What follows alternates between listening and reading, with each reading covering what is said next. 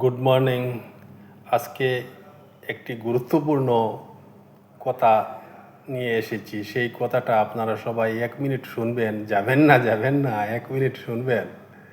সেই কথাটা হলো, আগেকার যুগে আমরা শুনতাম যে কোনো বিধায়ক জেতার পর তিনি ভাষণ দিতেন যে আমি সরকারি চাকরি দিব, আমার সমষ্টির মানুষকে সরকারি ঘর দিব, সরকারি ফ্যাসিলিটি দিব, রাস্তাঘাট বানিয়ে দিব, এই সকল কথা বলতেন।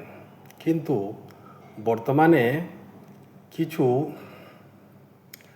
সংখ্যক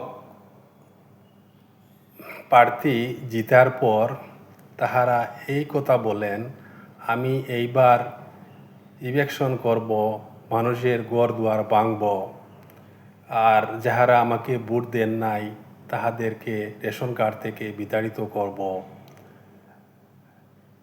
এবং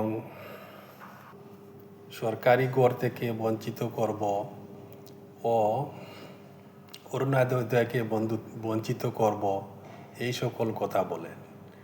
আমি এই সকল প্রার্থীকে বলি, আপনারা এখনো পর্যন্ত আপনাদের যে ভিতরের যে মানসিকতা, সেই মানসিকতা বদলে নিন।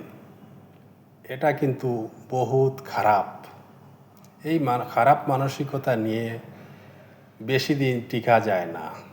সেগুলো আমরা আগে থেকেই দেখে এসেছি এবং দেখতে পারবো।